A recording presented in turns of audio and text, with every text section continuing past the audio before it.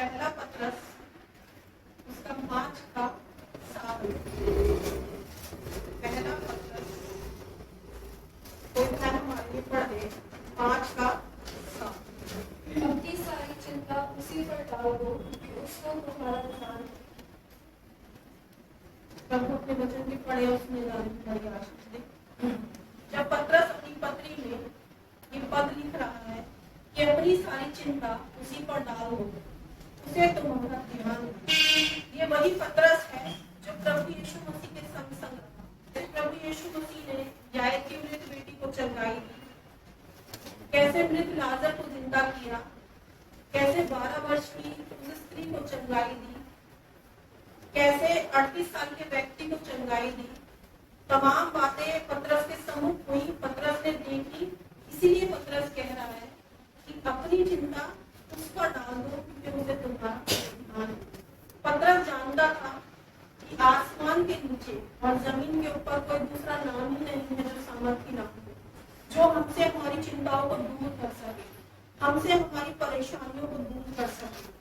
पत्रस ने वो तमाम आश्चर्य कर्मों को देखे और पत्रस उन तमाम बातों को देखकर, सुनकर, समझकर अपनी पत्री में इस बात को लिखा है कि अपनी चिंता उस पर डाल दो क्योंकि उसे तुम्हारा ध्यान। मगर हमारा प्रभु यीशु मसीह जो जीवित परमेश्वर है, वो ना सिर्फ हमारी बातों को सुनता है वरन उन बातों को पूरा भी करता है। हमारे मुख से कुछ निकलता है और वो उसे तुरंत सुन लेता है और हाँ और आमीन में जवाब भी देता है। और ये तमाम एक्सपीरियंस हम सभी ने अपने जीवनों में देखे हैं कि प्रभु ने कैसे बड़े बड़े कार्य हमारे जीवनों में करे हैं, लेकिन फिर भी हम तमाम उन बड़े बड़े कार्य को देखकर भी चिंताओं में फंस जाते हैं।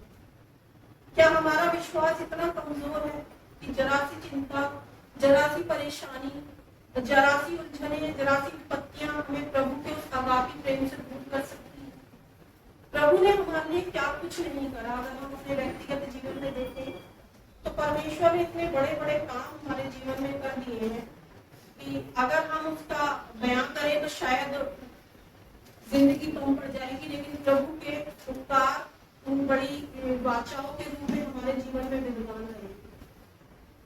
हम देखते हैं कि बहुत जरा सी चिंताएं हमारे जीवन में आ जाती हैं, हम पुराने लगते हैं और कई बार तो ऐसा होता है कि हम दूसरा दोष ही परमेश्वर को लगा देते हैं कि प्रभु तुझसे क्या प्रार्थना करे, तू सुनता तो है, हम नहीं कर रहे प्रार्थना। और कई बार ऐसा होता है कि हम लोग प्रार्थनाओं से अपनी आत्मिक जिंदगी को खराब कर देते हैं, दूर हो जाते हैं प्रार्थनाओं से, जरा सी चिंताओं को देखकर, जरा सी समस्याओं को देखकर, जरा सी पीड़ाओं को देखकर। हम जब अपने आसपास के आस पड़ोस के जीवनों के लोगों के जीवन में गौर करते हैं तो देखते हैं जहाँ हम रहते हैं वहाँ तमाम मसीह तो नहीं है, गैर मसीह भी। और जब उनके जीवनों में कोई बाधाएं, परेशानियां, चिंताएं आती हैं तो कई लोग नशे में अपने आप को डुबो लेते हैं, कई और गलत चीजों में अपने आप को फंसा लेते हैं और परमेश्वर पे भी दोषारोपण करने लगते हैं। भूल जाते हैं कि परमेश्वर ने हमारे जीवन में क्या काम किया। हम उन अविश्वासियों की नाई नहीं बल्कि विश्वासियों की नाई अपने जीवन को बिना कि जीवन में परेशानियां, परिस्थितियां कितनी भी गंभीर क्यों न हो, लेकिन हमारा परमेश्वर जो ना हमें छोड़ता है और ना त्यागता है, हमेशा हमारे साथ बना रहता है। वचन बताता है कि संकट में अति सहज से मिलने वाला सहायक है। जब उसके बच्चे किसी परेशानियों में होते हैं ना तो जरा सी हमारे मुंह से आह निकलती है, प्रभु तुरंत हमारी सुन लेते हैं।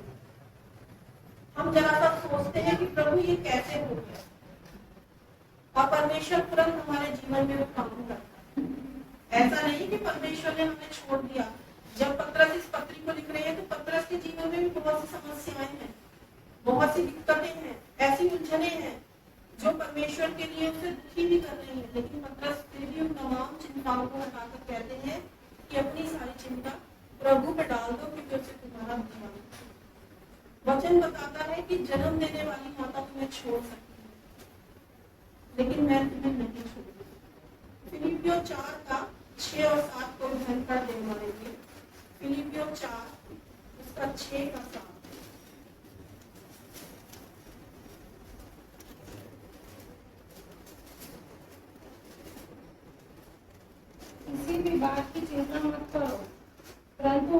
बाद में तुम्हारे निवेदन, प्रार्थना और विनती के द्वारा धन्यवाद के साथ परमेश्वर के सम्मुख उपस्थित किए जाएं। तब परमेश्वर की शांति जो सारी समझ से परे है तुम्हारे हृदय और तुम्हारे विचारों को मसीह यीशु में सुरक्षित रखेगी। प्रभु बताता है कि किसी भी बात की चिंता मत करो। विनतियों में भी हमने पढ़ा, पतरस की पत्री में भी हमने पढ़ा कि किसी भी बात की चिंता न करो, वरन हमारी प्रार्थना, विनती और निवेदन प्रभु के साथ धन्यवाद के साथ चढ़ाए जाए। आज हमें 3 चीजें छोड़कर अपने जीवन में तमाम चीजें करते, जरा सी चिंता याद आती है फुड़फुड़ाने लगते हैं, प्रार्थना नहीं करते, दूर हो जाते हैं। जरा सी परेशानी आती है फुड़फुड़ाने लगते हैं, निवेदन नहीं करते, दूर हो जाते हैं परमेश्वर से। क्या परमेश्वर हमारे जीवन को ऐसा चाहता है? परमेश्वर ने हमें हमारे को इसलिए चुना कि हमारे जीवन को देख के जो अन्य जाति जो गलत राह पर है, चिंताओं में फंसी है, बीमारियों में फंसी है, हमारे जीवन को देख के वो तमाम उन बातों से निकल सके और हमारा जीवन कैसा आना चाहिए कि परिस्थिति कैसी भी हो, प्रभु तेरे नाम का धन्यवाद।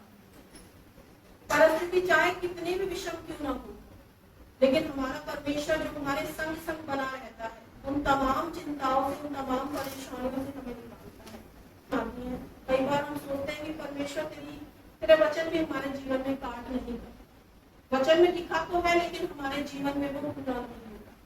पवित्र शास्त्र है, इसमें जो लिखा है वो सत्य है।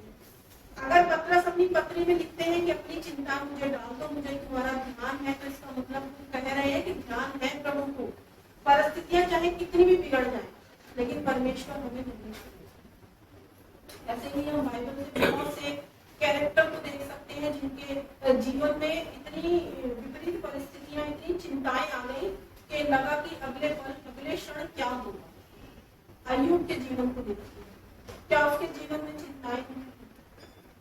उसके जीवन में शैतान ने इतना सब कुछ कर दिया, लेकिन फिर भी अय्यूब ना तो परमेश्वर के प्रति बुड़बुड़ाया, ना कुड़कुड़ाया, ना परमेश्वर के प्रति अय्यूब ने कुछ ऐसी गलत शब्द अपने मुख से निकाले। अगर अय्यूब की जगह हम अपने जीवन को रखकर देखें तो लगता है कि हम एक भी शब्द नहीं निकालेंगे, हम एक नहीं 50 निकालेंगे कि प्रभु ऐसे कैसे हो गया, ऐसे नहीं होना चाहिए, आर्ग्यूमेंट करने लगेंगे। लेकिन अय्यूब ने उस जगह कुछ भी नहीं किया, बल्कि हर समय, हर परिस्थिति में अय्यूब ने प्रभु को धन्यवाद दिया। ऐसा समय भी आया जब अय्यूब की ही पत्नी उसके ऊपर बुड़बुड़ाने लगी कि तू क्यों नहीं कुछ बोलता परमेश्वर के प्रति। लेकिन अय्यूब ने कहा कि जिस परमेश्वर ने मुझे ये सब कुछ दिया है, क्या वो मुझे दुख ना देगा, क्या मैं उसे दुख ना दूं? और यही कारण था कि जब शैतान ने वो तमाम चीजें अय्यूब के जीवन में डाली, परिस्थितियां डाली, बीमारी डाली, उसके बेटे बेटी चले गए, गाय भैंस बैल सब चले गए, सब कुछ बढ़ गया उसकी जिंदगी में शैतान के द्वारा। प्रभु ने उसके जीवन को देखा, उसकी विश्वास योग्यता को देखा और वो तमाम चीजें उसको दुगनी दी। आज अगर हम भी परमेश्वर में आगे बढ़े और तमाम उन चिंताओं को पीछे रखें, तो प्रभु हमारे जीवन में भी अय्यूब की नाई बहुत सी आशीषें देगा। ना सिर्फ आज देगा, बल्कि हमारे बच्चों को, आने वाले कल को भी देगा, ताकि जब हमारे बच्चे आगे बढ़े, अच्छा फ्यूचर देंगे, तो प्रभु हम देखते हैं बाइबल में से कनानी स्त्री के जीवन गैर जाती थी, लेकिन वो जब अपनी बीमार बेटी को लेकर प्रभु के पास आई, क्योंकि वो जानती थी कि मैं जिसके पास जा रही हूँ वो सामर्थी परमेश्वर है जो सब कुछ कर सकता है। उसने अपनी बीमार बेटी को प्रभु के चरणों में सौंप दिया। उसने किसी धनवान व्यक्ति के बारे में नहीं सोचा कि मैं किसी पैसे वाले व्यक्ति के पास ले जाऊं। उसके मन में ऐसे विचार नहीं थे। उसके मन में ये विचार था कि जो सामर्थी परमेश्वर है और जो सब कुछ कर सकता है, मैं उसके पास ले जाऊं। और यही वजह थी जब वो स्त्री, कनानी स्त्री, अपनी बीमार बेटे को प्रभु के चरणों में लेकर आई, तो परमेश्वर ने बड़े अद्भुत रीति से उसके जीवन में कार्य किया। ना सिर्फ उसकी बेटी को चंगाई दी, बल्कि उसके जीवन में बहुत सी आशीषें दी। आज हम जरा सी चिंताओं में पड़ जाते हैं, तो ना सिर्फ हम अपने जीवन को भली भांति जान सकते हैं, वरन कई बार क्या होता है, थोड़ी सी चिंता हमारे बच्चों के जीवन को भी ना प्रार्थना आराधना से हटा देती है।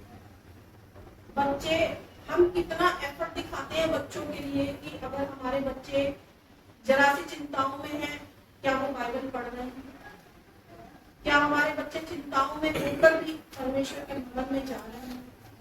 क्या हमारे बच्चे चिंताओं में होकर भी परमेश्वर की आराधना कर रहे हैं?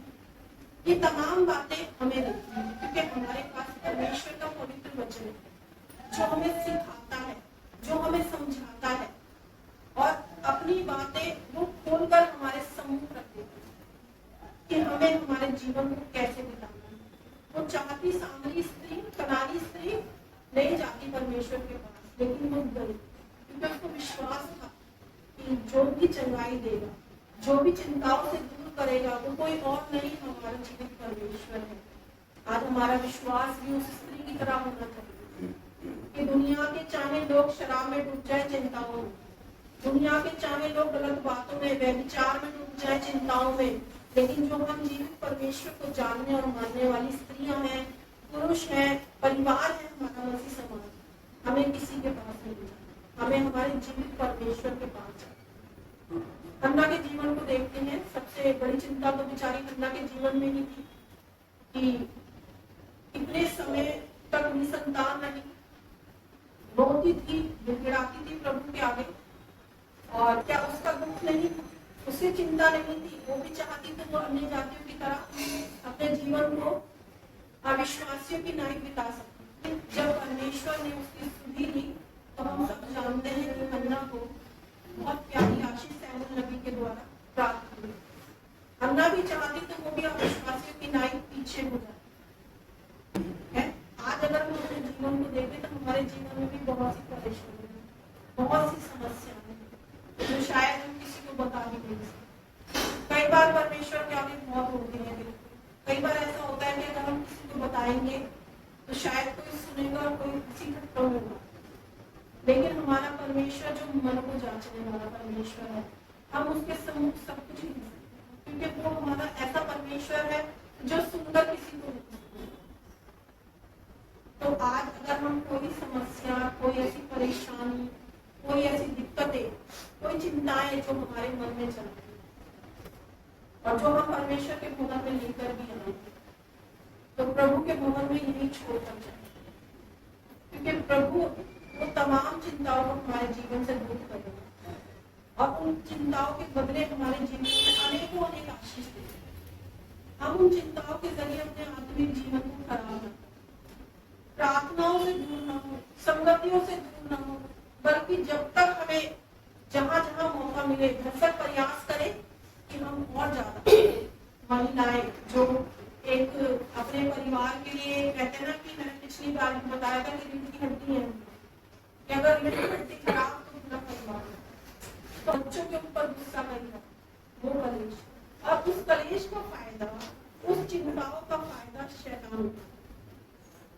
हमारे जीवन में ऐसी कड़वी जड़ फोड़ देता है कि सबसे पहले तो हम अपनी प्रार्थनाओं से दूर हो जाते हैं। अरे आज बहुत टेंशन है, आज सेशन में नहीं जाएंगे, आज बहुत समस्याएं, शाम को हम प्रेयर में नहीं जुड़ेंगे, क्योंकि हमारे जीवन में ऑलरेडी शैतान ने वो समस्या डाल दी कि एक एक करके, एक पैर करके हम पीछे हटते चले जाए। और कोई टाइम ऐसा आता है कि सबसे पहले हम महिलाएं दूर होती हैं, उसके बाद हमारे बच्चे दूर, क्योंकि कई बार मेरे आगे भी मेरी जवान बेटी है, तो कई बार जब हम प्रार्थना में बैठते हैं, सेशन जाते हैं, तो वो भी हमारे जीवन को देखते हैं कि हम कितना एफर्ट प्रभु में दे रहे हैं, तो उसके मन में भी परमेश्वर काम करता है, और वो भी वो काम करती है जो अपने मम्मा पापा को देखती है। तो सबसे पहली बड़ी बात है कि हमें अविश्वासियों के नाम चिंताओं में पड़कर अपने जीवन को परमेश्वर की संगति के लिए खराब नहीं करना।